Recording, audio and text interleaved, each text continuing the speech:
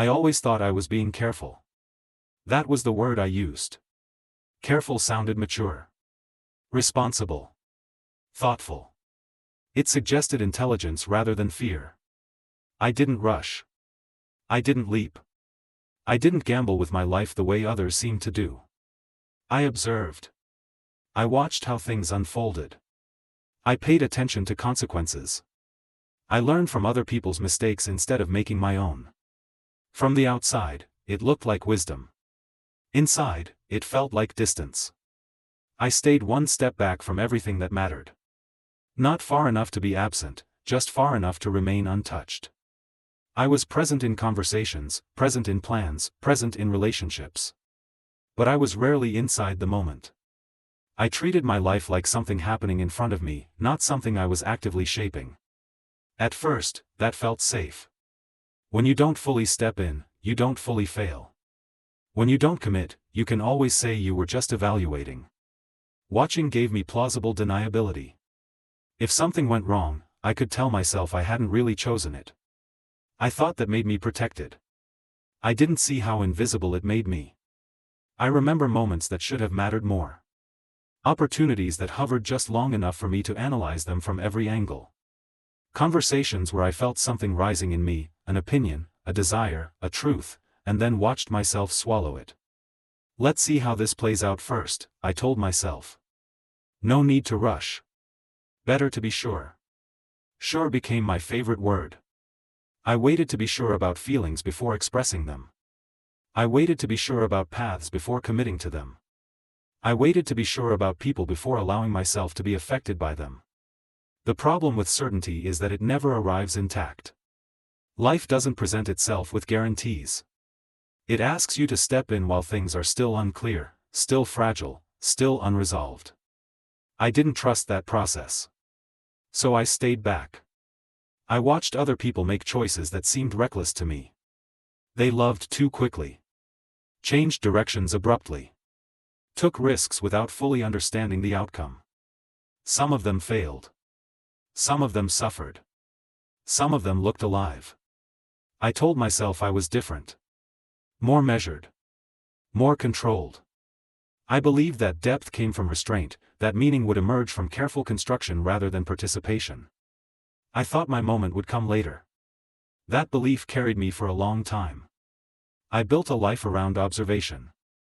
I learned how to listen more than I spoke. How to adapt rather than assert. How to keep my reactions soft and my expectations moderate. I became someone who rarely surprised anyone, including myself. People trusted me. They saw me as calm, thoughtful, steady. Someone who didn't overreact. Someone who could see multiple sides. Someone who didn't get swept away by emotion. I liked that image. It felt dignified. What I didn't notice was how often I deferred my own experience. How frequently I chose interpretation over involvement. How easily I let moments pass while I stood just outside them, convinced I was doing the sensible thing.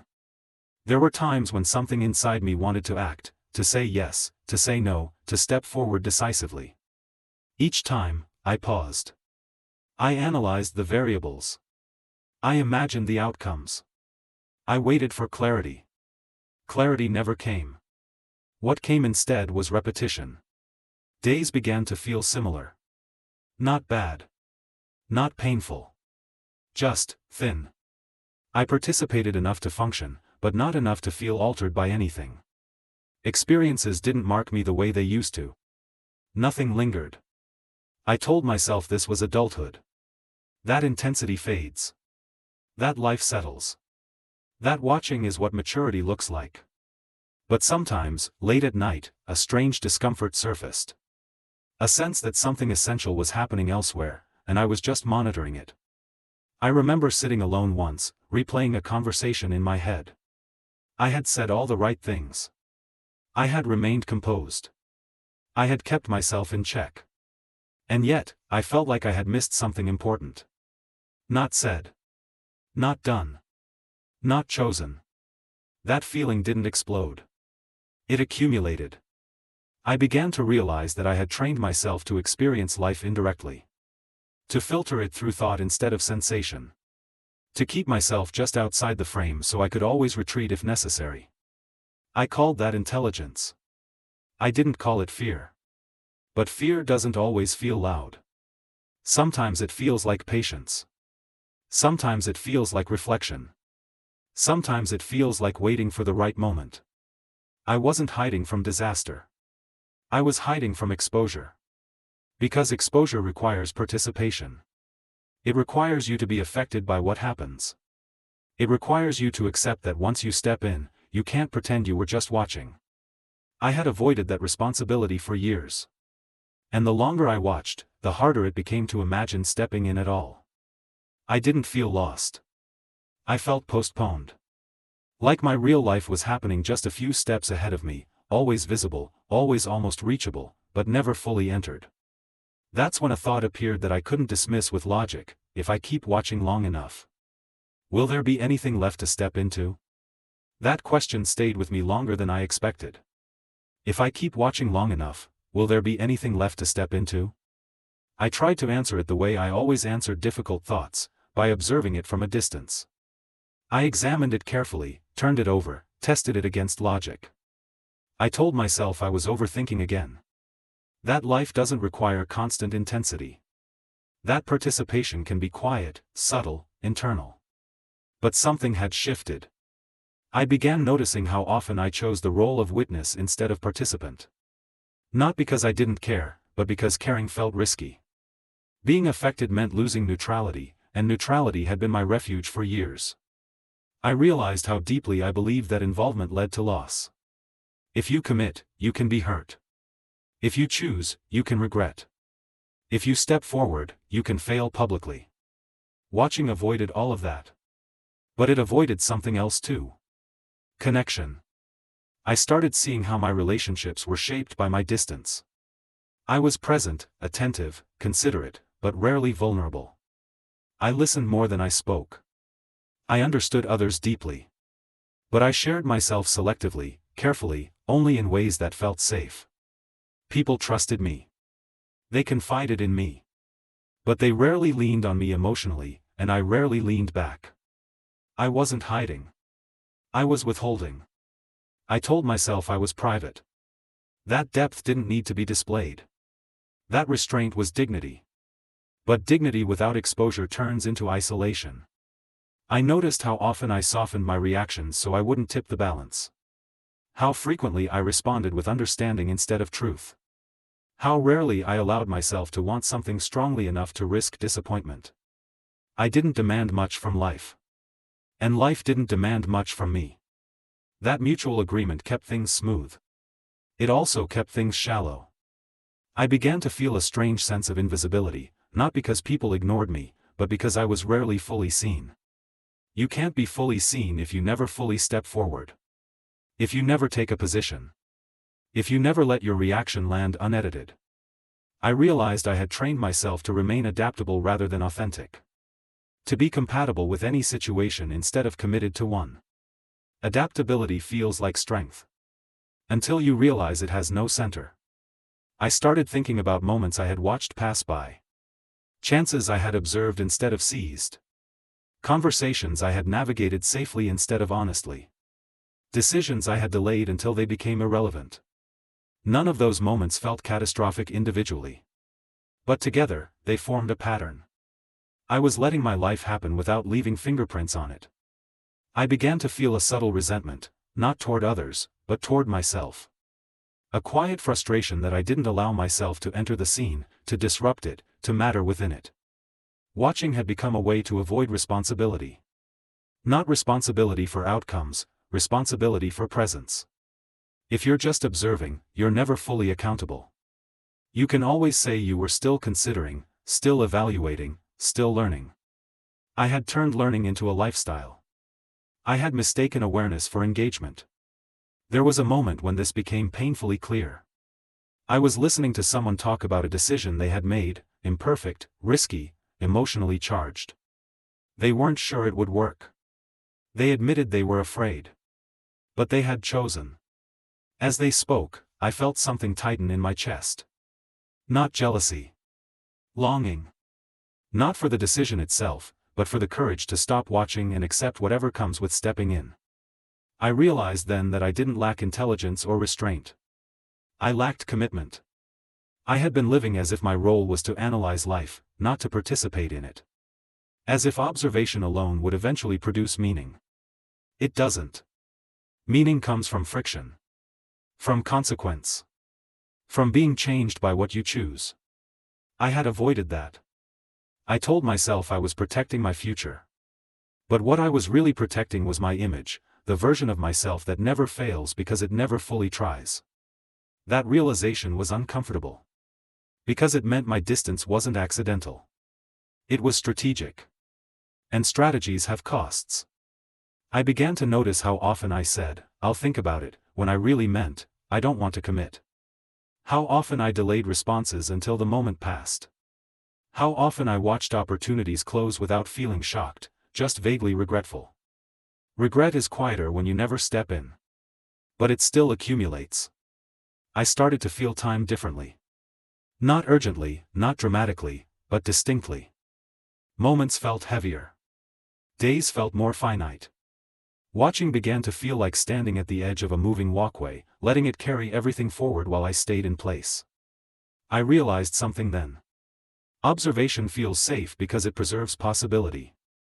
As long as you're watching, anything could still happen. Once you step in, possibilities collapse into reality. I had been preserving possibility at the cost of experience. And that trade-off no longer felt neutral. I didn't yet know how to stop watching. I only knew that if I didn't, one day I would look back and realize I had spent my life understanding it, without ever living it. Stepping in didn't feel like action. It felt like risk. Not the dramatic kind, no leap, no irreversible move, but the quiet risk of allowing myself to be affected. Of letting something matter enough that it could change me. For years, I had protected myself from that. Watching kept me intact. Watching kept me reasonable. Watching kept me untouched. Participation meant I could no longer pretend neutrality. It meant my choices would have weight, my reactions would be visible, my mistakes would belong to me. That terrified me more than failure ever had. The first time I stepped in, it was almost invisible. A small decision I didn't overthink. A moment where I spoke before I analyzed. A choice I didn't leave open, just in case. My body reacted before my mind did. Tension. Fear. A strange sense of exposure. I waited for the fallout. It didn't come. What came instead was something unfamiliar. Presence. I felt myself inside the moment, not watching it form, not evaluating it afterward, but actually in it. My reaction wasn't polished. My response wasn't optimal. But it was real. And real felt different. Heavier. But solid. I realized then how much of my life I had spent trying to remain unchanged. Watching is a way of staying intact. As long as you observe, you don't have to be reshaped by what happens. Living reshapes you. I had avoided that. I thought reshaping meant damage. Loss. Becoming something less precise, less controlled. I didn't realize it also meant depth. From that point on, watching felt unnatural. Not wrong, just incomplete. Like standing behind glass after realizing you can open the door. I didn't suddenly become decisive or fearless. I didn't rush into everything I had avoided. I still hesitated. I still thought carefully. But I stopped using observation as an excuse to stay out. I began asking myself a different question. Not is this safe?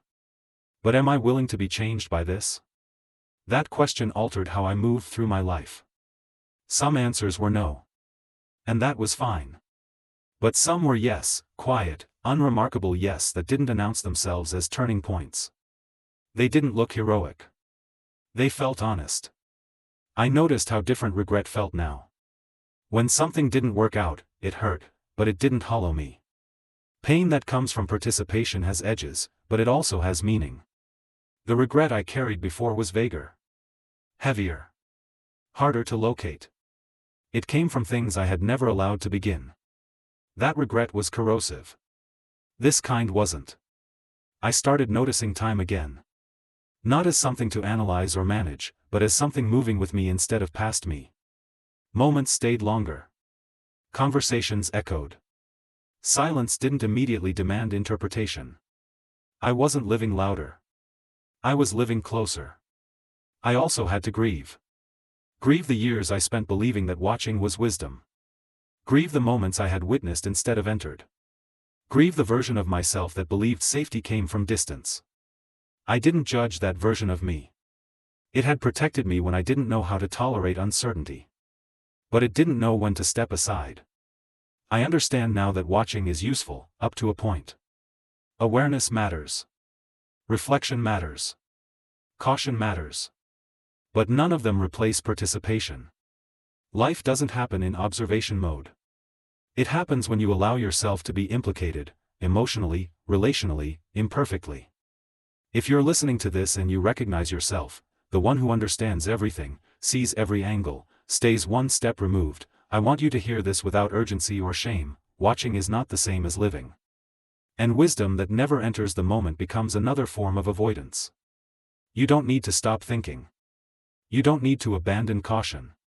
You just need to notice when observation becomes a refuge instead of a tool. I watched my life for a long time. I understood it well.